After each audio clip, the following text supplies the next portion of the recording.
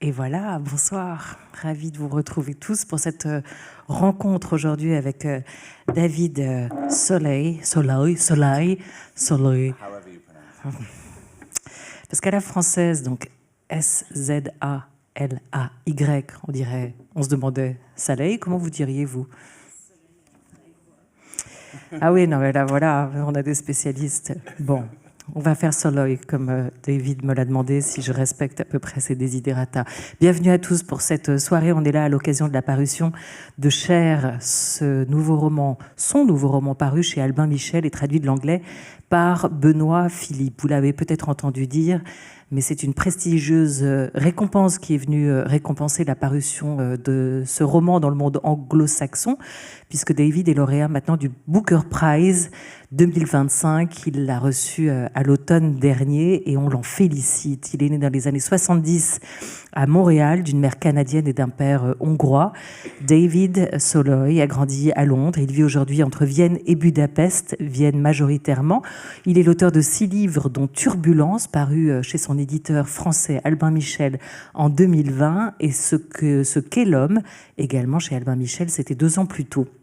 On fait connaissance dans ce roman, Cher, avec le protagoniste Istvan lorsqu'il a 15 ans, quand tous les rêves sont encore permis chez ce jeune homme, ce jeune adulte.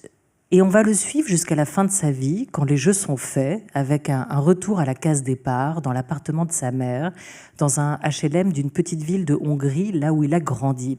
Il sera tour à tour, vous le verrez, grand gagnant et grand perdant de cette loterie qu'est la vie.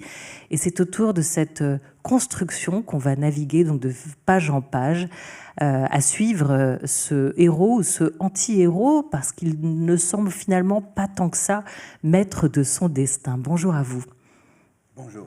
Et bonjour à Marguerite Capel, qui est votre voix française ce soir et qu'on est heureux de retrouver à l'occasion de cet entretien. Lors de la réception du Booker Prize, David, vous avez dit à propos de Cher, titre de votre roman en français, « Je voulais écrire sur la vie en tant qu'expérience physique, sur ce que signifie être un corps vivant dans le monde ». J'avoue que la formule explicative que vous avez donnée à ce moment-là m'a semblé presque plus énigmatique encore que le roman.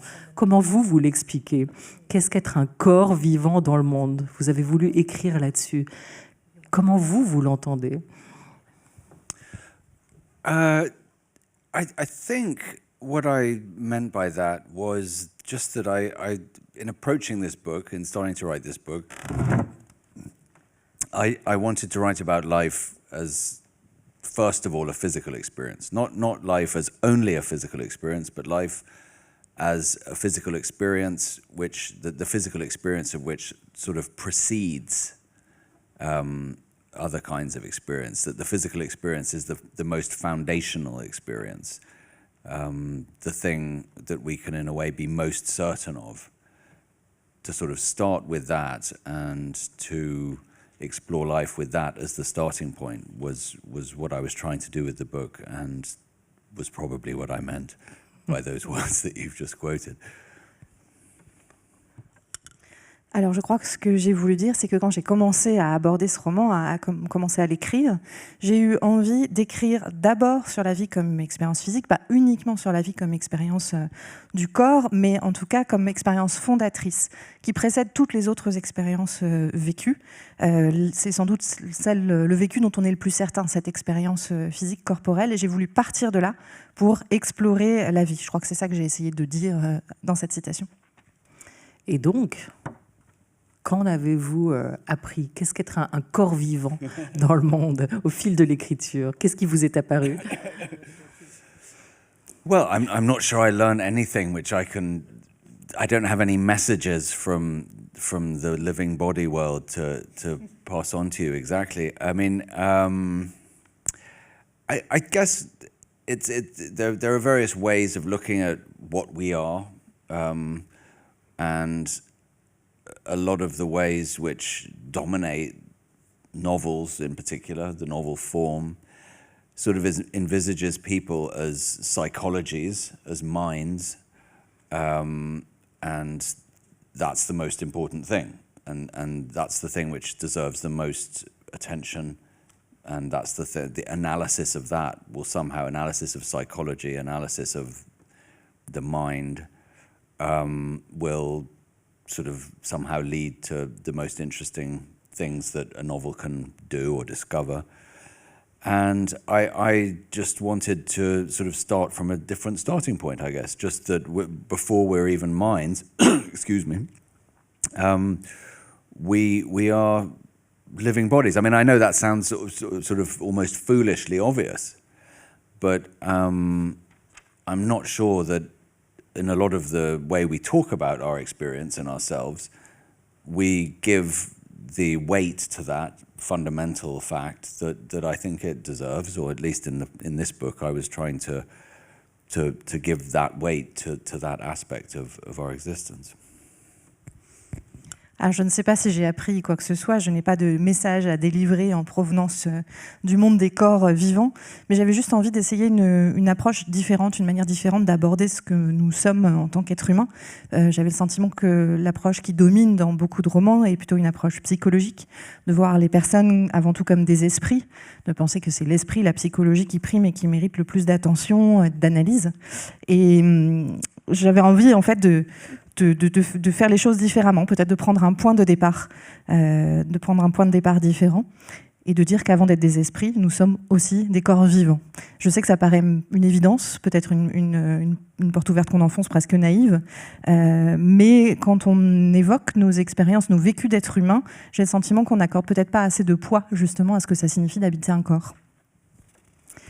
Istvan, votre personnage, qui est tour à tour un ado mal dégrossi, puis un soldat en Irak, un videur de boîte de nuit, puis chauffeur de la haute société à Londres, avant de se retrouver maître dans la demeure qu'il a servie et promoteur immobilier. On peut le décrire comme ça, le raconter comme ça, si on essaye de le définir par ce qu'il fait. Sans volonté, presque sans qualité, du genre taiseux, rarement contrariant, et malgré tout, il est assez touchant si on essaye de le définir par ce qu'il est ou par ce qu'il donne à voir. Et enfin, si on le définit par ce qu'il dit, c'est assez court. Ouais, ok, d'accord, ça va. C'est à peu près les seuls mots qui, pendant les 300-400 pages du roman, sortiront de sa bouche. Et c'est une prouesse d'écrivain, je tiens à le dire dès maintenant. C'est un personnage assez opaque, assez fuyant, qui n'explique absolument jamais ses motivations. Et pourtant, la prouesse, la magie de ce roman, c'est qu'au fil des pages, il s'impose aussi pour le lecteur dans une forme d'hyper-présence. Et il devient presque attachant pour nous, lecteurs, ce personnage de Istvan. Quand est-ce qu'un personnage de roman, pour vous, l'écrivain, l'auteur, David, commence-t-il à avoir de la chair ou à prendre chair? I mean, I think it's very important for me as a writer to start with a very strong sense of who the character is. I don't, and that's not an articulate sense. It's not a sentence, not so much that I could describe in detail who the character is, but it's more of a feeling. It's more of an inarticulate sense of who the character is, but just it's you know, it's difficult to describe. I mean, that's what I'm saying, but but I need to have a strong sense of that person. And so when beginning this book, I already had quite a strong sense, I think, of who Istvan was. And one of the things which I knew about him, and which was one of the reasons I wanted to write a book about this character, was that he was not somebody who explained himself verbally to the reader or to other characters or to me as the author. He was somebody who expressed himself to the extent that he does express himself through actions, through things that he does, and that's how I wanted it to be, because it goes back to talking about life as a physical thing. I didn't want to look at him as a mind explaining itself. I wanted to look at him as, at least in the first instance, a body acting in the world, in time. Alors c'était c'est toujours très important pour moi en tant qu'écrivain de commencer avec une vision, une impression très forte de ce qu'est le personnage. C'est pas forcément une vision qui est articulée, que je serais capable de décrire en détail, c'est plus de l'ordre de l'impression. Le personnage n'est pas forcément facile à écrire, mais il faut que je le sente de manière très puissante. Et quand j'ai commencé ce livre-là, c'était le cas. J'avais cette sensation pour Istvan. Et il y avait quelque chose que je savais et qui d'ailleurs me poussait à écrire ce roman et à écrire sur lui, c'est que c'était quelqu'un qui n'expliquait pas ce qu'il était en passant par les mots. Il n'explique pas au lecteur, aux autres personnages, ni à moi en tant qu'écrivain, ce qu'il est. Grâce à la langue, sa façon de s'exprimer, c'est plutôt les actes. Et c'était vraiment quelque chose que j'avais envie d'explorer, puisqu'encore une fois, ça revient à cette idée d'écrire sur la vie avant tout comme une expérience physique. Donc je ne voulais pas un personnage qu'on envisage comme un esprit qui va expliquer ce qui se passe justement dans son esprit au lecteur, mais qu'on le rencontre d'abord comme un corps qui agit dans un espace donné, dans un temps donné. And it's very important to me that the character becomes sympathetic to the reader, and that what you were saying about somehow him being interesting and beyond that sympathetic to the reader, despite the fact that he doesn't explain himself, despite the fact that he remains sort of psychologically quite opaque to the reader, I think is very important. I think the book wouldn't work without that. He has to be someone who the reader can relate to, empathize with, sympathize with, and I hope that happens in the course of reading the book, because the reader spends a huge amount of time really in the company of Istvan, and shares a lot of experience with him. And I hope, and that was obviously what I wanted, was that would build a great sense of sympathy by the end of the book for this character. Ce qui était important pour moi aussi, c'était que le personnage, au fur et à mesure, devienne sympathique au lecteur, et au-delà d'être sympathique aussi, devienne intéressant, malgré justement le fait qu'il ne s'explique pas, n'exprime pas qui il est, et qu'il reste finalement, de point de vue psychologique, assez opaque pour le lecteur. Je pense que sinon, le roman ne marcherait pas. C'était très important que le lecteur finisse au fur et à mesure par développer une forme d'empathie pour lui, et j'espère que c'est le cas avec la lecture, parce que le lecteur, la lectrice va passer énormément de temps avec ce personnage, avec Istvan, et partager beaucoup de choses avec lui. Mais c'était vraiment un sens d'empathie qui devait se développer au fur et à mesure de la lecture, sans passer justement par cette explication verbale. Qui vous a inspiré ce personnage de Istvan? Est-ce que c'est un souvenir particulier, une personne précise, ou est-ce que vous diriez juste qu'il est à l'image de l'époque? Not a specific person, definitely not a specific person, definitely not me. He's very different from me in almost every way. En tout point. Yes, yeah, and really could hardly be more different from me.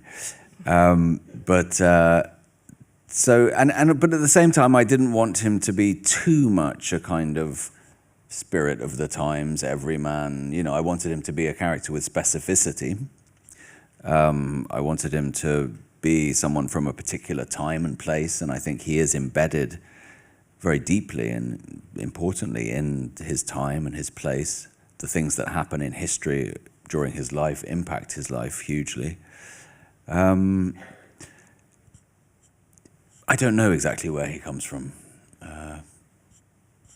There is no sort of prototype Istvan. I think it's worth saying maybe, though, that if I hadn't lived in Hungary I lived in Hungary for about 10 years when I wrote this book. I'd been living in Hungary for about a decade.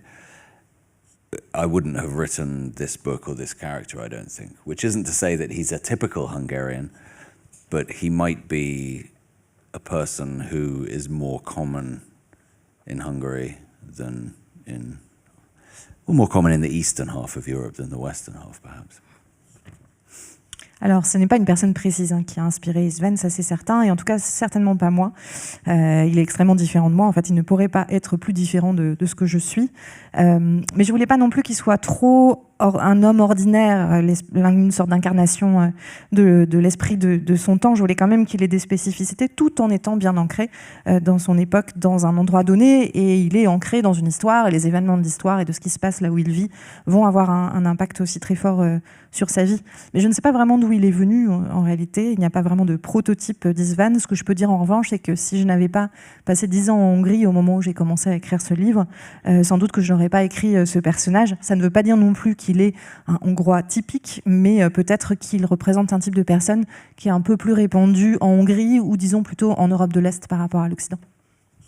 L'année de ses 15 ans, sa mère et lui s'installent dans une autre ville et il intègre un nouveau lycée. Ce n'est pas un âge facile de ce point de vue. L'ordre social de l'établissement est déjà bien établi et il a des difficultés à se faire des amis. Au bout d'un certain temps, il finit par se lier avec un autre individu solitaire. Parfois, après les cours, ils vont traîner ensemble au centre commercial à l'Occidental, qui vient tout juste d'ouvrir. « Tu l'as déjà fait ?» ?»« Non. » »« Moi non plus, dit son ami, donnant à cet aveu une allure de facilité. Il a une manière simple et naturelle de parler de sexe. Il raconte à Istvan sur quelle fille du lycée il fantasme et ce qu'il leur fait dans ses fantasmes. Il dit qu'il se masturbe souvent, 4 ou 5 fois par jour, ce qui donne à Istvan le sentiment de ne pas être à la hauteur, car lui ne le fait habituellement qu'1 ou 2 fois. « C'est sans doute que t'as pas une super libido, lui dit son ami lorsqu'il le lui avoue. C'est peut-être vrai, pour ce qu'il en sait. Il ne sait pas comment c'est pour les autres, il n'a que sa propre expérience.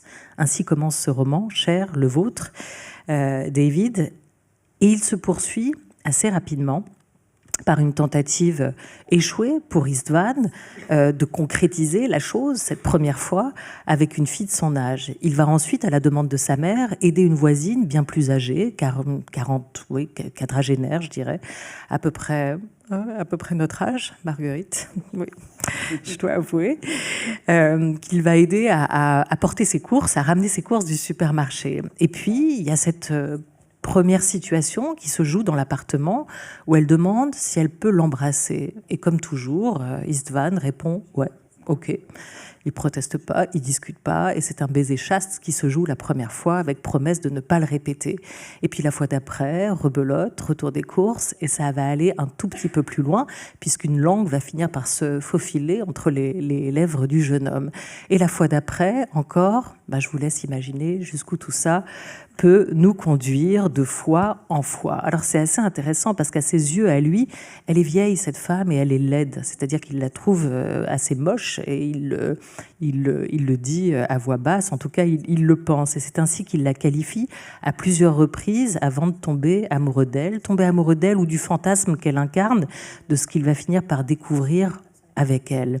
J'ai lu que certains de vos premiers lecteurs ont été choqués par cette relation contre nature entre Istvan, alors mineur de 15 ans, avec cette voisine amie de sa mère d'une 40aine d'années qui va l'initier aux affaires de la chair, l'un des grands sujets de ce roman.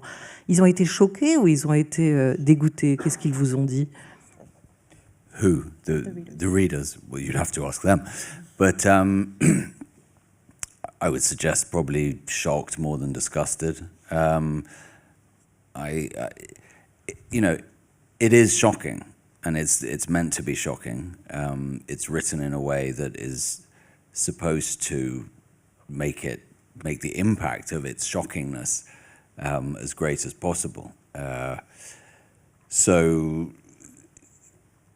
of course, that's part of what it's doing. But there's also, what interested me about the situation was the changing dynamics of it, which even within this first quite short chapter, the dynamics of this relationship between these two people, which of course is in many ways a deeply inappropriate and possibly even criminal relationship from the point of view of the older woman,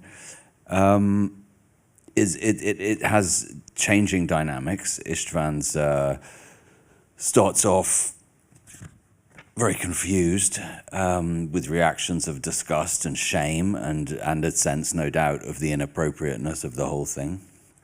But at the same time, something physical in him, you know, is fascinated and wants more of it and is drawn to it and compelled to go further with it. So he's confused by these conflicting feelings. And then gradually that changes over a period of only a few months, probably, that this is going on, to some almost obsessive. He becomes almost obsessed with this woman, and of course she is not obsessed with him. She is always far more detached from this emotionally than him. And I just found that whole development and that whole very complicated and, you know, disturbing, but also there's something very innocent, compellingly innocent about Istvan's part in all of this, at the same time, of course, as being very uninnocent in other ways. I just found it all fascinating as a situation. So the sort of shock of it, which is there, is for me certainly not the only aspect of it. There's much more to it than that, I hope.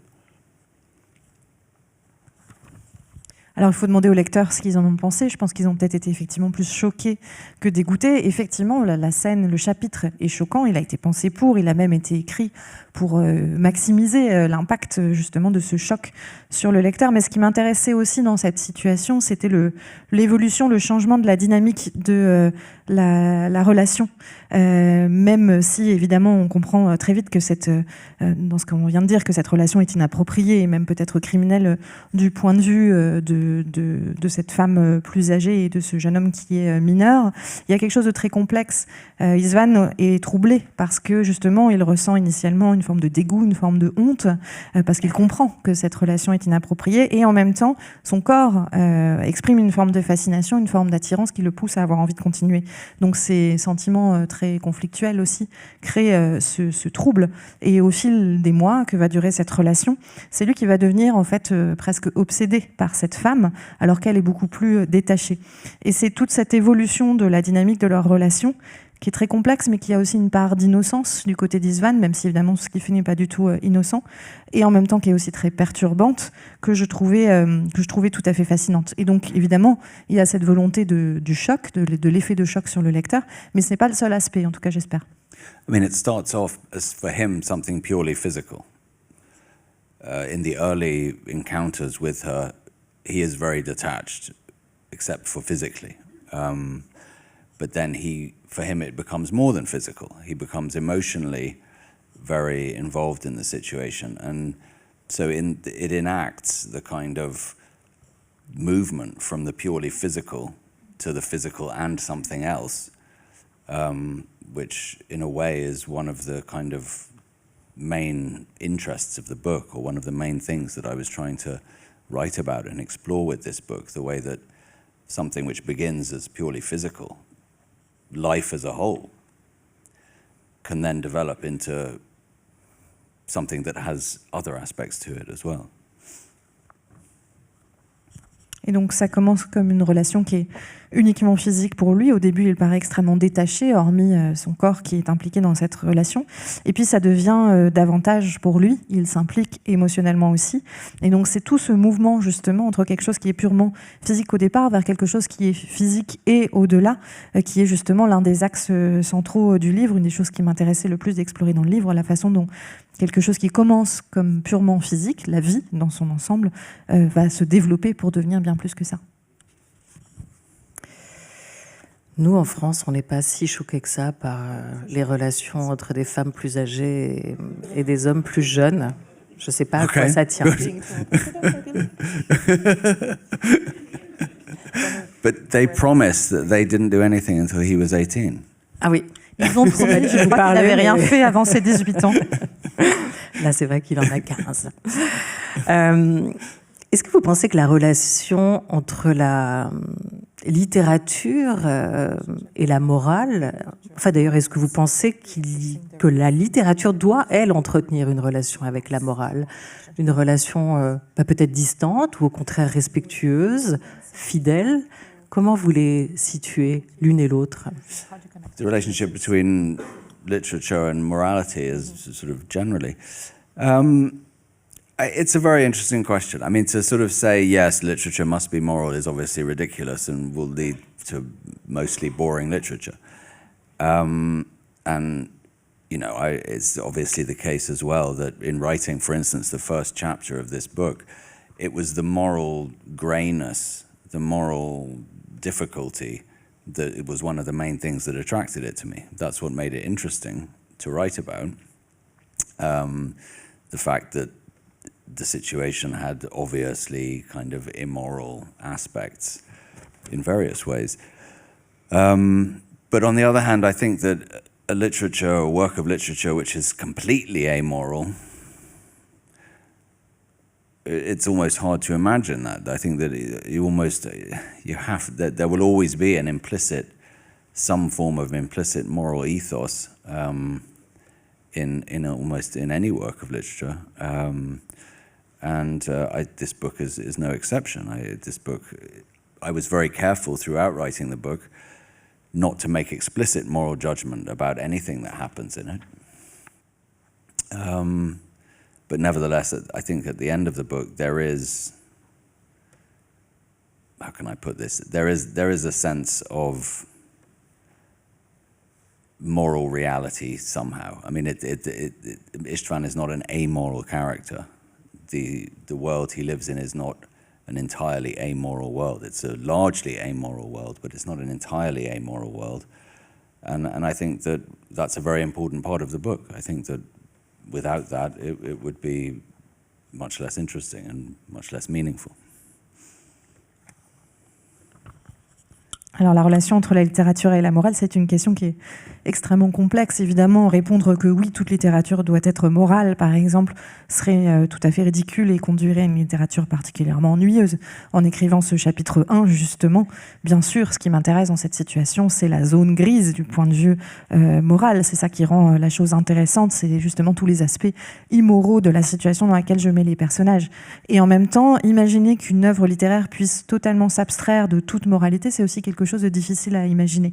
Il y a toujours une forme de morale implicite dans n'importe quelle œuvre littéraire, et ce livre ne fait pas non plus exception à cette règle. Je l'ai écrit en prenant soin de m'abstenir de tout jugement sur ce qui se passe, sur les événements qui se produisent dans l'intrigue, mais je crois qu'au bout du compte, le livre exprime quand même une forme de morale, au sens où Istvan n'est pas un personnage totalement amoral. Le monde dans lequel il évolue est peut-être largement qualifiable d'amoral, mais il n'est pas entièrement dépourvu de morale. Et c'est aussi une partie d'ailleurs importante du projet du livre, sinon ça le rendrait moins intéressant et il aurait aussi moins de sens. On peut aussi questionner la morale ou l'éthique de sa deuxième grande rencontre, à savoir Hélène, la riche femme du patron d'Istvan, qui va, elle, initier, une fois encore, c'est elle qui initie avec lui une relation extra-conjugale sous le toit du couple lorsque Istvan va émigrer à Londres. Alors comme la voisine hongroise, elle n'a plus de relation sexuelle avec son mari, qui est bien plus âgé qu'elle. Istvan, il apparaît là, et comme souvent à travers ce roman ou dans cette histoire, comme un corps disponible. Est-ce que c'est peut-être juste ma perception de lectrice, ou est-ce que vous l'avez vous aussi pensé comme tel, quelque part comme un corps à prendre? I mean, I think that's not quite how I would see it. I mean, obviously the relationship you're talking about, which with the wealthy woman who he works for, she and her husband, when he moves to London, has many parallels with the earlier, I mean, obvious parallels. I mean, it's obviously supposed to, in many ways, parallel that she is in a position of sort of social power relative to him, in this case, not because she's older than him and more experienced, but because she's much richer, his employer, and so on. So there is a parallel, and in both of the cases, it's the woman who initiates the situation. I think, though, in the second case, his reaction is very different from in the first case. I mean, he initially rejects her and then accepts her just because why not, kind of thing. And in a very casual way, in other words, in a very detached and casual way, and he remains quite detached from that situation. They have an affair, which is almost entirely about sort of sex, and just doesn't have much content beyond that for a while. And in this case, she is the one who seems keen to expand it beyond that initially. And then there's a great ambiguity, I suppose, because she's this very rich woman, and so there are obvious motivations for why he might want to deepen and expand and strengthen this connection, which have nothing to do with which are very sort of dishonorable, if you want to put it that way.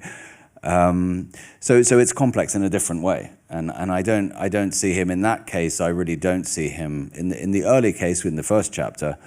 I see him, I guess, as a kind of victim, and I feel a great sympathy for him for that reason. I mean, he is the victim, if there is a victim in that case. In the second case, I don't see it like that at all, though. Alors, j'ai pas exactement vu les choses de cette façon-là. Effectivement, dans cette relation avec cette femme riche pour qui il va travailler à Londres, il y a énormément de parallèles qui sont assez évidents avec cette première histoire dans le chapitre avec la voisine hongroise. C'est voulu. C'est aussi une femme qui a une forme d'ascendant social sur lui. Cette fois-ci, pas parce qu'elle est plus âgée ou plus expérimentée, mais parce qu'elle est beaucoup plus riche et parce qu'elle est sa patronne. C'est elle aussi qui initie la relation, comme dans la première situation. Mais la réaction d'István va être très différente. Au début, il la rejette.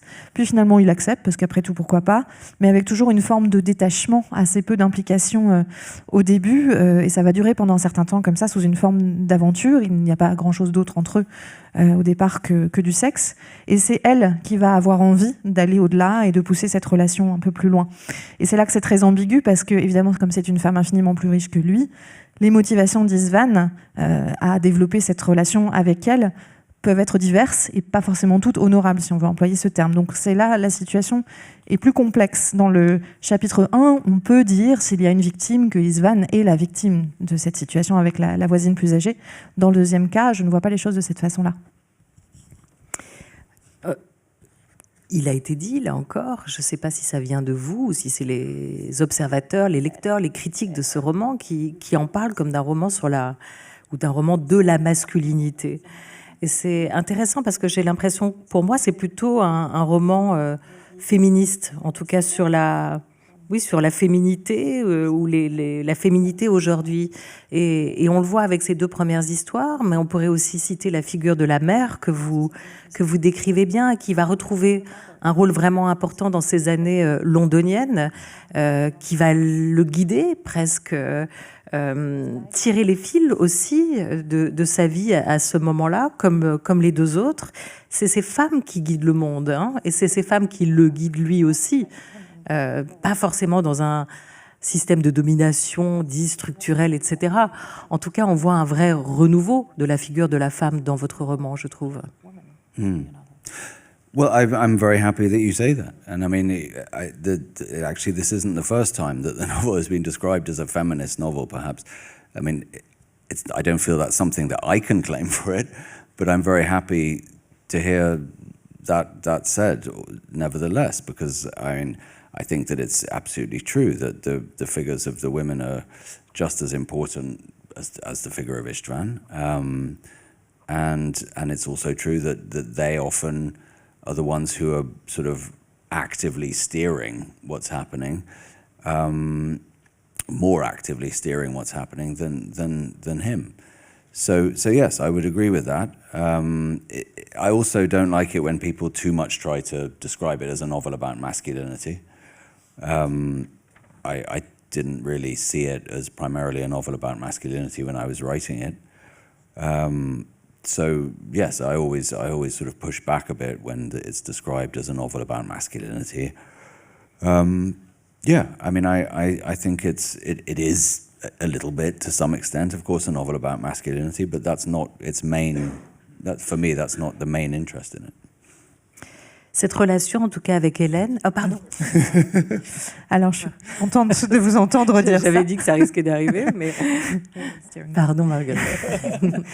C'est pas la première fois, effectivement, que j'entends ce roman décrit comme un roman féministe, et c'est évidemment pas quelque chose que je peux revendiquer par moi-même, mais c'est quelque chose que je suis contente d'entendre, parce que je pense que c'est effectivement assez juste. Les figures féminines sont tout aussi importantes que le personnage d'István, et effectivement, elles influencent de façon beaucoup plus active que lui, peut-être... ce qui se passe dans l'intrigue. En tout cas, ce que je peux dire aussi, c'est que ça ne me plaît pas forcément d'entendre le roman catégorisé trop fortement comme un livre qui parle de la masculinité, comme si c'était son sujet principal, parce que c'était pas l'idée que j'avais en l'écrivant, donc c'est quelque chose auquel j'ai un peu envie de résister. Évidemment, la masculinité est un des sujets qui est abordé, mais pour moi, ce n'était vraiment pas le sujet principal du roman. Et pardon à vous, il y a des petits moments... Désolée, merci. Cette relation, elle va lui servir avec Hélène, la relation qu'il va vivre avec la femme donc de son employeur, son employeuse d'ailleurs à lui aussi, lorsqu'il sera à Londres. Elle va lui servir d'ascenseur social. Alors, je vous dirai pas comment, pas non plus vous révéler tout le roman, mais je trouve que c'est intéressant parce qu'à travers ça, Vous montrez aussi, là encore en inversant les rôles, en tout cas genrés, qui sont attribués habituellement, vous montrez que l'attirance pour l'argent, que la quête aussi du plaisir charnel qu'on a raconté depuis le début de cet entretien, ne sont pas forcément des désirs blâmables. Hein. Vous trouvez qu'il y a encore beaucoup d'hypocrisie dans nos sociétés à ce sujet-là, à ces sujets-là? Yes, maybe, or at least we're being too simplistic about it. I mean, there's an interesting sort of little twist in this within the book because so Istvan is having an affair with this rich woman, but she's only rich because she married a much older man who was already rich. So, and at some point they talk about this, and in fact, in this conversation, Istvan even says more than okay. And yeah, they actually have a quite an interesting, I hope, conversation about this to do with how difficult it is in most situations, and most situations like that, where you're trying to understand what it is exactly that attracts you to a particular person, how difficult it is to understand your own motives perfectly. That it's always quite murky, quite grey. It's like Helen thinking back. Obviously she's thinking. It's implicit that she's thinking sometimes, is Istvan only interested in me because of my money? But then she thinks back to when her husband was courting her, presumably, which we never actually see. This is the only reference to it.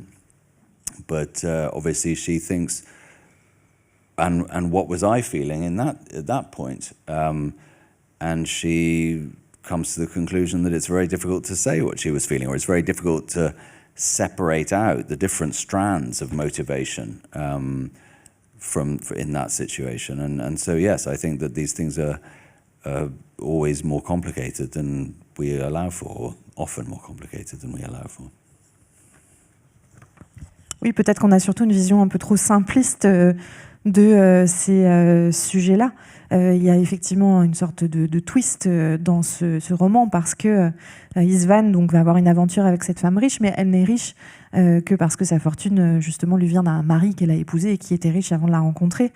Et c'est une conversation qu'ils ont d'ailleurs où il dit quelques mots de plus, qu'il va un petit peu au-delà de ouais, ok. Une conversation que j'espère intéressante justement sur la difficulté, la complexité de ce genre de situation quand on essaie de démêler les raisons qui nous ont poussés à entrer en relation avec telle ou telle personne, la difficulté de comprendre ses propres motivations et la façon dont elles peuvent être parfois assez floues, assez troubles. C'est Hélène qui repense implicitement à sa propre rencontre avec son mari. Quand elle se demande si Istvan peut-être est attiré par elle à cause de son argent, elle reprend ça aussi au moment où son mari, qu'on ne rencontre jamais que par ses propos à elle, lui a fait la cour, et elle se demande ce qu'elle avait vraiment en tête à ce moment-là. Et elle-même, elle a des difficultés. Elle en conclut qu'il est difficile de démêler en fait les différentes émotions, les différentes motivations aussi, qui peuvent nous conduire à être attirés par quelqu'un. Comment est-ce que vous avez pensé ce roman dans sa structure, ce qui doit être dit, ce qui doit être écrit, ce qui n'a pas besoin de l'être ? D'un chapitre à l'autre, et je le dis pour ceux qui nous écoutent ce soir, il y a parfois des sauts dans le temps. Vous fonctionnez un peu comme au cinéma par séquence. Soudain, on va retrouver Istvan à Londres, par exemple, sans savoir ce qui a motivé son départ, son choix d'émigrer, son choix de l'Angleterre. Même chose pour l'Irak, on évoquait son engagement comme soldat dans l'armée. On le quitte quand il rejoint l'armée et on le retrouve, paf, au chapitre d'après, sans intervalle, dans l'avion du retour. Comment vous avez pensé, pourquoi vous avez pensé cette structure par ellipse, par saut dans le temps? I mean, I think it's partly, partly that the previous two books I have written before this one had an even more obviously and formally episodic structure. They consisted of, I mean, one of them was essentially a book of short stories, although the stories are connected to each other. The other one was All That Man Is, was a book which I think of as a novel, but it consists of 9 separate pieces of writing which are not really connected to each other narratively at all, but they do form a whole in other ways. So I think I just got into the habit of sort of thinking of stories in this very episodic or, yes, in this way where the different bits, chapters, parts, whatever you want to call them, are almost independent of each other in a way, and there's a sort of dialogue between them which is I find very interesting and very fertile and very expressive. So when I was writing this book, even though it is a traditional novel in the sense that it's about one character and about his life, it felt natural to me to write it as these series of episodes, each of which only covers a few weeks or months of his life, with years in the intervening periods. So it's like we get a series of glimpses of him over the course of many decades. En fait, ça vient sans doute aussi des deux livres précédents que j'ai écrits, qui avaient une structure qui était encore plus justement fondée sur une série d'épisodes. C'était plus évident dans ces deux textes encore. Le premier est une sorte de recueil de nouvelles en réalité, même s'il y a des liens entre les nouvelles. Et puis tout ce qui est l'homme est pour moi un roman, mais qui est composé de 9 textes qui n'ont pas de lien narratif direct entre eux, même si pour moi ils forment bien un tout romanesque. Donc c'est une habitude, je crois, que j'ai prise de penser les histoires en fragments, en épisodes, en chapitres, qui peuvent être presque complètement indépendants, mais vont dialoguer entre eux. Et c'est dans le dialogue en fait qu'il va y avoir entre ces fragments qu'il y a pour moi un intérêt, qu'il y a justement quelque chose de fertile et quelque chose de très expressif. Et je crois qu'en écrivant ce livre, même s'il a une forme romanesque peut-être plus traditionnelle, on suit un seul personnage et sa vie, il m'a paru naturel de revenir là aussi à une structure sous forme de série d'épisodes qui vont couvrir quelques semaines, parfois quelques mois de sa vie, et puis ensuite un fossé temporel parfois de plusieurs années peut nous séparer du passage suivant, et ça nous donne en quelque sorte une série d'aperçus sur plusieurs décennies de sa vie. I think generally I like stories which are told in the form of fragments, where the reader has to some extent, and this happens, I think, with this book very sort of naturally and effortlessly, but the reader does have to some extent to assemble those fragments in their imagination into a whole. I think that's for me as a reader, I find that a very exciting and stimulating way of receiving a story. So I think that's also, just on that basic level, that was part of what I was trying to do. Je crois que j'aime bien aussi cette idée de raconter une histoire de façon fragmentaire et de laisser au lecteur, à la lectrice, le soin d'assembler en fait dans son imaginaire, de recomposer le tout, un processus qui se fait peut-être d'une manière plus naturelle dans ce roman-là. Mais je trouve ça moi aussi, en tant que lecteur, une façon stimulante en fait de recevoir un récit, une histoire. Et donc c'est aussi pour ça que je voulais faire ça. C'est quand même pratique, la littérature, parce que vous n'avez pas besoin de vieillir vos personnages, en fait, avec du maquillage, des effets spéciaux, des masques. L'acteur qui joue le protagoniste facilement prendre 10 ans de plus sans que ça pose de problème au scénariste que vous êtes, en fait. Hein? Yeah.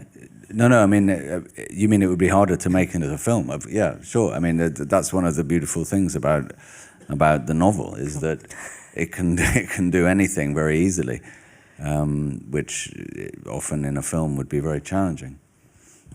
Oui, ce serait plus difficile effectivement à faire au cinéma, si c'est ce que vous voulez dire. C'est ça qui est beau avec le roman. Il peut réussir très facilement toutes sortes de choses qui sont beaucoup plus difficiles à faire dans un film. Néanmoins, vous aimeriez le voir adapté en série? Et si oui, est-ce que vous verrez un acteur dans le rôle de Istvan? Well, it has been optioned. I mean, an option has been taken out on it by a film company, and so there is maybe a 50-50 chance that it will be made into a film in the next few years. I think it will be a challenge. I mean, in terms of casting, absolutely. I think that everyone accepts that a different actor has to play Istvan in the first part. Oui, à 15 ans. Yeah. But then you have a guy who has to play Istvan from like 20 to 60, which can be done, and some actors have managed to do that, but it will be difficult, sure. Alors il y a une option en fait sur le roman qui a été posé par une société de production de cinéma. Donc il y a peut-être une chance sur deux que ça se fasse dans les années qui viennent. Mais c'est sûr que le casting sera un défi particulièrement important. Évidemment, on imagine tous qu'il y aura un acteur différent pour Istvan à 15 ans, mais ensuite il faut en trouver un qui puisse le jouer de 20 à 60 ans. Ça c'est déjà fait, on a vu des acteurs le réussir, mais c'est pas facile. Un acteur? À qui vous penseriez? No. I mean, I'm not thinking of anyone. It's not my decision. Non, c'est pas moi qui décide. En tête, vous auriez personne. Really, in all honesty, I don't. I'm not hiding anything from you. It's such a difficult. There is a director who is attached to the project, and if it gets made, he will direct it. And he is very keen to do the first parts, which take place in Hungary, in Hungarian language. But that means that the actor has to be Hungarian, which does narrow it down quite a lot. Makes it an even bigger challenge to find the right actor. So we shall see. Alors, j'ai vraiment pas d'idée en tête, je ne vous mens pas, mais il y a un réalisateur qui est engagé sur le projet. Et donc, si ça se fait, en tout cas, lui, il a en tête, il insiste pour filmer la première partie, le premier chapitre en Hongrie, en hongrois. Donc avec des acteurs hongrois. Donc ça réduit un petit peu même considérablement les choix d'acteurs. Donc le défi sera peut-être encore plus grand. Aujourd'hui, avec l'IA, on peut avoir Leonardo DiCaprio qui parle hongrois. On reprend le timbre de sa voix et c'est très simple. I don't think he would be right for the role. And he's probably too expensive. Je ne pense pas qu'il serait très indiqué pour le rôle et sans doute qu'il est trop cher de toute façon. L'intelligence artificielle, elle angoisse l'écrivain que vous êtes ou vous y voyez au contraire peut-être une opportunité, une manière de se réinventer? I mean, maybe it's complacent, arrogant, naive. I don't feel threatened by AI as a sort of someone who can do my job. Should I be? C'est peut-être arrogant, voire complaisant ou naïf, mais je n'ai pas le sentiment d'être menacé par l'intelligence artificielle qui pourrait faire mon travail. Est-ce que vous pensez que je devrais? Qu'est-ce que vous pensez? Que les écrivains doivent commencer à s'inquiéter ou pas? Non. Maybe some writers. I think that it has lots of other jobs to eat before it gets to mine. Peut-être certains écrivains, mais je crois en tout cas que l'intelligence artificielle a beaucoup d'autres emplois à avaler, à absorber avant d'arriver au mien. Je vais vous montrer ce qu'on se disait, si vous avez envie de l'entendre un peu dans les mots du roman, comment ça se passe d'un chapitre à l'autre. Donc fin du chapitre 2. Le retour se fait principalement en silence. Oui, alors Istvan vient de passer un moment avec une jeune femme de son âge. Il l'aimait bien, mais il n'a pas pu concrétiser. Elle était déjà entre d'autres mains. Le retour se fait principalement en silence. Le trajet paraît étrangement court. Il se fait presque en un rien de temps. Elle le dépose dans la résidence où il vit avec sa mère. Quand il monte l'escalier, il comprend que le pire ne fait que commencer. Les jours suivants, il mange et dort à peine. Il passe la plupart du temps sur le balcon à fumer des cigarettes. Tout à coup, on se croirait en automne. Il y a du vent et les feuilles commencent à tomber des arbres. Il pleut toute la nuit. « Il faut que tu trouves du travail », lui dit sa mère un matin. Ils sont assis l'un en face de l'autre à la petite table carrée de la cuisine pendant que la pluie tombe dehors. « Tu m'écoutes ? Oui. Tu penses à autre chose ? C'est ça ? Non. Il faut que tu trouves du travail, lui répète-t-elle. Et quelques mois plus tard, comme il n'a rien pu trouver, d'autres, il s'engage dans l'armée. Chapitre 3. Il y a comme un retard. Chaque jour, ils s'attendent à devoir monter dans l'avion et chaque jour, on leur annonce encore 24 heures. Ils logent dans un hôtel avec piscine où ils passent le plus clair du temps. Il ne fait pas vraiment assez chaud pour nager, ni pour se mettre en maillot de bain. Il fait dans les 24 degrés, mais il passe quand même le plus clair du temps traîné au bord du bassin. Il n'y a rien d'autre à faire. Les transats en plastique font face aux tours, ces trois édifices qui ressemblent à des points dressés vers le ciel, avec des sphères bleues empalées sur deux d'entre elles. Il ouvre les yeux et les voit, à mi-distance, dressés vers le ciel vide. Au cours de l'après-midi survient généralement une sorte de sommeil léger. Les bruits dans un monde sans espace revêtent une qualité abstraite. Des moineaux, le passage d'un hélicoptère, des voix à diverses distances, autre chose, il ne sait pas très bien quoi, des moineaux. Il ouvre les yeux et trouve les choses différentes, les ombres dans des endroits différents. La qualité de la lumière n'est pas tout à fait la même, elle est plus douce, plus opalescente, et une partie du bassin est désormais à l'ombre, ce qui donne à l'eau un aspect lisse et profond. Mieux vaut piquer une dernière tête quand le soleil a encore assez de vigueur pour vous réchauffer pour la suite. C'est pourquoi, vers 16 heures, il se lève pour s'approcher du bord. Pendant un certain temps, il s'y attarde avec un sentiment de tristesse. Puis, lorsqu'il plonge, l'eau clapote et disparaît dans la goulotte sur le côté. Ils ont des bons pour le restaurant de l'hôtel, qui prend toujours la forme d'un buffet. C'est là qu'ils prennent tous leurs repas. Il y a une drôle de sélection. Ce qui manque, c'est l'alcool. Il n'y en a nulle part. Une ou deux fois, ils sortent en ville. Comme il n'y a rien à faire, ils rentrent très vite à l'hôtel. Le soir, il y a le bruit des mosquées. Les voix se mettent à résonner un peu partout, pas exactement au même moment, mais elles se superposent plus ou moins, si bien que l'effet global est un peu chaotique. Il y a pourtant quelque chose qui lui plaît là-dedans. C'est comme si l'air vibrait. Quand les voix s'arrêtent, elles ne le font pas non plus toutes exactement au même moment. Elles s'éteignent l'une après l'autre jusqu'à ce qu'il n'en reste plus qu'une, laquelle s'arrête à son tour. Puis, il fait presque nuit et on entend le bruit des martinets, leur piaillement à mesure qu'ils zigzaguent dans le crépuscule persistant à une vitesse qui paraît inconsidérée. Assez souvent, à cette heure-là, il est assis dehors en train de fumer une cigarette avec les oiseaux qui piaillent autour de lui. Il frôle la surface du bassin, comme il s'en aperçoit, prenant une gorgée au passage. L'eau doit avoir un goût assez affreux. Il y a beaucoup de chlore. Il écrase son mégot dans un cendrier rempli de sable et monte au 4e étage avec l'ascenseur. Il y a une chambre qu'il partage avec Norby. Au Koweït, la plupart des prostituées viennent d'Asie du Sud-Est. Est-ce que vous vivez, David Soloway, comme un écrivain européen ? Ou est-ce que l'anglais, votre langue d'écriture, vous rattache plutôt au monde anglo-saxon en littérature?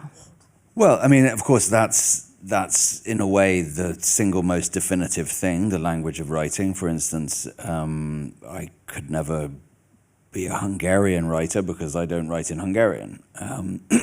Having a Hungarian name isn't enough. Even if you have a Hungarian character in your book, you need to write in Hungarian to be a Hungarian writer. So yes, the language is important.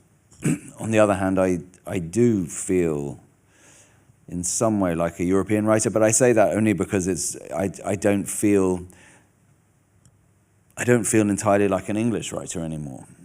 Maybe having lived for so long outside of the country, and my own life and interests have taken on a very European dimension. So yes, I would say, but is there such a thing as a European writer? That's not clear either. Does it even exist, a European writer? I don't know. Alors évidemment, la chose qui définit principalement l'écrivain qu'on est, c'est la langue. Hein. Je ne peux pas me dire écrivain hongrois parce que je n'écris pas en hongrois. Je peux avoir un patronyme hongrois, je peux même avoir un personnage hongrois, ça ne suffit pas. Il faut écrire en hongrois pour être un écrivain hongrois. Mais je me sens effectivement un écrivain européen, sans doute aussi parce que je me sens plus entièrement un écrivain anglais. Parce que j'ai passé trop de temps en dehors des frontières du pays, parce que mes intérêts, ma vie m'a amené à une dimension peut-être beaucoup plus européenne de par mon parcours de vie. Mais je ne sais pas si ça existe, un écrivain européen. Vous ne pensez pas qu'il y a une culture commune ? On est encore toutes ces années après... sachant que ce roman a été écrit avant le Brexit, hein, vous pensez quand même figé dans nos identités nationales. C'est vrai que vous m'avez répondu avec la Hongrie, puis après avec l'identité anglaise, mais vous vous sentez pas, vous, héritier d'une tradition littéraire européenne avec, je sais pas, Cervantes, Dante, Shakespeare, d'un autre côté, absolutely. I mean, I would like to think so. And I mean, the question of whether there is a European culture which sort of subsumes the national, it includes the national cultures. It would never be separate from the national cultures. It would never be something else to the side of them. It would always be a sort of larger container that contained them all. It is a interesting and also a very crucial question, I think. It's a very important, almost these days, almost an urgent question. So it's something that I think about, but I mean, the books that I write, this book and All That Man Is, the book I wrote 10 years ago, both sort of speak to a European way of life, a European culture. They take place in different European countries among characters who move amongst those countries quite naturally in a way, and have connections with different countries. And so yes, it's possible, but it's something that I can't give a simple and abstract answer to. I think it's obviously something that interests me and something that I'm sure I will sort of explore in writing in the future as well. Alors absolument, c'est quelque chose que j'aimerais croire, hein, qu'il existe une culture européenne. Cette question de la culture européenne, on parle évidemment d'une culture qui inclut, qui englobe les cultures nationales. Il ne s'agit jamais d'effacer ou d'avaler une culture nationale. Il s'agit plutôt d'une catégorie qui serait plus large. Et je crois que c'est évidemment une question extrêmement importante aujourd'hui, cruciale, voire même urgente. C'est quelque chose qui effectivement m'occupe, m'intéresse. Mais dans ce livre d'ailleurs, et comme dans Tout ce qu'est l'homme, le livre que j'avais écrit il y a 10 ans, cette culture européenne, elle est présente au sens où on a des personnages qui circulent entre différents pays avec une certaine facilité. Donc c'est quelque chose effectivement qui est présent dans les intérêts, dans les livres que j'écris, sans que j'ai pour autant une réponse simple ou abstraite à apporter à la question de la culture européenne. Mais je pense que c'est un sujet qui m'intéresse et sur lequel je continuerai à écrire. Qu'est-ce qui vous fait sourire, vous, dans la vie? I didn't expect this question.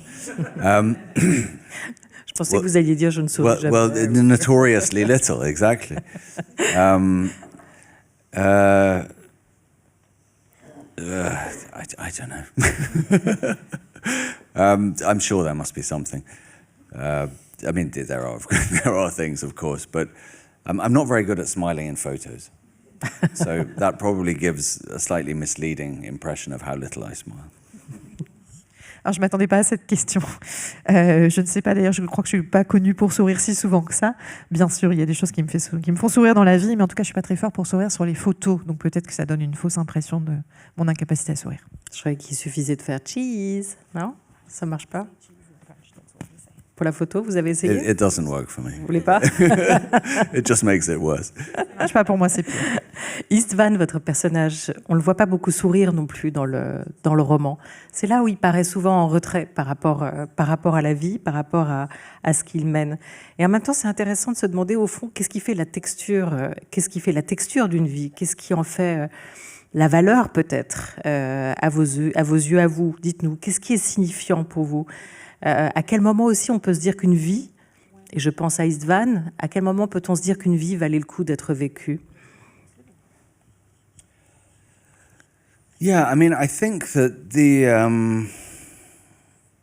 I guess the single most transformative experience that Istvan has, and this is giving away to some extent something that happens in the book that I don't want to get too much into, but he does become a father at one point in the second half of the book, and I think that more than anything else changes him, and that more than anything else brings out positive qualities in him, and that more than anything else enables him to enjoy aspects of his life, which isn't to say he never enjoys anything before that, but there is a sort of transformative effect to that experience.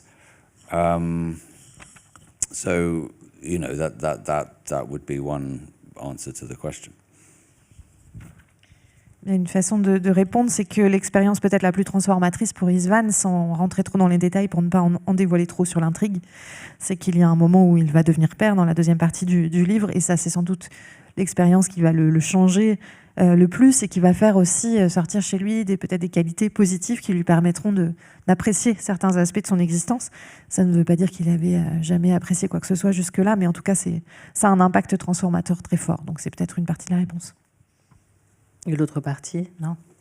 C'était Another way to answer. Non, vous avez dit c'est une des parties de la réponse. That would be one way. That would be one way. Vous n'écrivez pas de la deuxième partie de la réponse. Oh no, there is no deuxième part. I mean, at the end of the book, and really, I don't want to go into any of the circumstantial detail around this, but at the end of the book, he achieves a state of mind which, how can I put this without, first of all, without giving anything away, and secondly, without sort of misstating what I'm trying to say. No, I don't think I can. But at the end of the book, he achieves a certain, in my opinion, and I hope it's kind of a certain state of mind which is clearly not exactly, it's a state of, maybe you could describe it as a state of acceptance or something, which in itself also maybe is a form of happiness. It would be strange to describe it as happiness, but anyway, whatever. Alors, il n'y a pas vraiment d'autre partie à la réponse, en fait, sans en dire trop sur les détails, justement, les circonstances de la vie d'István. C'est un peu difficile, en fait, de répondre, mais il arrive, on va dire, c'est un peu trop difficile sans trop en révéler, ni en même temps travestir ce que j'essaye de dire. On va dire qu'il arrive à un état d'esprit, István, qui est peut-être une forme d'acceptation, qui serait peut-être une forme de bonheur, même si c'est un petit peu difficile de qualifier son état à la fin du livre de bonheur. And there are also, I think, throughout the book, there are moments probably when he experiences sort of moments of pure physical well-being. And I don't think, to sort of dismiss those moments of physical well-being as being shallow, superficial, unimportant is not something I would want to do. I think that those moments of physical well-being, which he experiences at various points throughout the book, are also an important part of his existence. Il y a aussi des moments dans le roman où il atteint des états de bien-être physique, vraiment de pur bien-être physique. Et je n'ai pas envie non plus de les déconsidérer, de les écarter comme étant une forme de bien-être ou de bonheur superficiel. C'est aussi des parties importantes de son vécu. Maintenant, on comprend vraiment ce que vous vouliez dire en disant vouloir écrire sur la vie en tant qu'expérience physique, sur ce que signifie être un corps vivant dans le monde. La dernière question, elle est pour vous, David, et elle est à l'écrivain que vous êtes, en tout cas elle est adressée à lui. Est-ce que dans votre vie d'écrivain, vous avez le sentiment qu'il y a eu ou qu'il y a des moments qui valaient plus que d'autres, réellement le coup d'être vécu? Sorry, in my life as a writer. In my life as a writer, were there moments that were more worth living than others, specifically as a writer?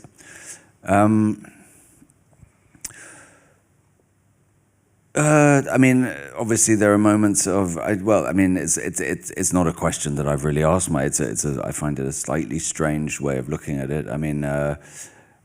Obviously there have been moments as a writer where I felt a sort of profound satisfaction if I think that I've done something successfully.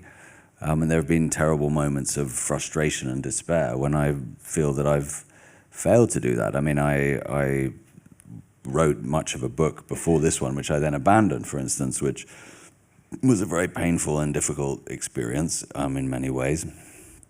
So, of course, there are these terrible low moments, and then there are moments of, really profound and intense satisfaction and pleasure when things go well and when you feel and I don't really mean like winning prizes and stuff. That's obviously great, but that's not the real moment of profoundest satisfaction. The real moment of profoundest satisfaction is just when you reread something that you've written and feel that it's done, as well as you can imagine it being done. I take enormous satisfaction from it, and I enjoy it. Alors, dans ma vie d'écrivain, c'est un peu étrange pour moi d'envisager la question de cette façon-là. En tout cas, je me la pose pas dans ces termes-là. Mais il y a évidemment des moments de satisfaction profonde quand on a le sentiment d'avoir réussi quelque chose qu'on voulait faire. Et puis il y a aussi des moments de désespoir et de frustration quand on a au contraire le sentiment d'échouer. J'ai écrit une grande partie d'un autre livre avant celui-ci que j'ai abandonné. Ça a été une expérience particulièrement difficile et douloureuse. Donc il y a des moments où on est vraiment un peu à terre, des moments terribles, et puis d'autres moments de profonde satisfaction quand ça fonctionne. Et je ne parle pas nécessairement des moments où on remporte un prix, même si évidemment c'est formidable, mais la satisfaction la plus profonde, c'est celle qu'on ressent quand on relit un passage et qu'on se rend compte que ce qu'on a essayé de faire fonctionne. Donc oui, je tire énormément de satisfaction de ma vie d'écrivain. C'est quelque chose qui me plaît. Et qu'on accompagne un personnage, un protagoniste jusqu'au bout de sa vie, jusqu'au point final qui termine le livre. C'est le cas ici avec Istvan et avec Cher, votre roman. David Soloy, vous êtes lauréat du prix Booker Prize 2025. Ce livre, traduit en français par Benoît Philippe, vient de paraître chez Albin Michel avec cette couverture que je vous laisse interpréter chacun à votre manière. Merci mille fois à vous, Marguerite Capel, pour cette traduction, cette interprétation. Merci à vous, David, d'avoir passé ce moment avec nous et d'être venu nous présenter ce roman ici à Paris, à la Maison de la Poésie. Dans quelques minutes, vous irez, si vous le souhaitez, rejoindre ceux d'entre vous qui souhaiteraient rencontrer David directement sans notre entremise et pour une signature aussi pour votre livre. L'occasion de dire un grand merci aux libraires et à toutes les équipes de la Maison de la Poésie qui permettent ces rencontres. Bonne soirée à tous. Merci beaucoup. À vous. Merci. Merci beaucoup. Merci.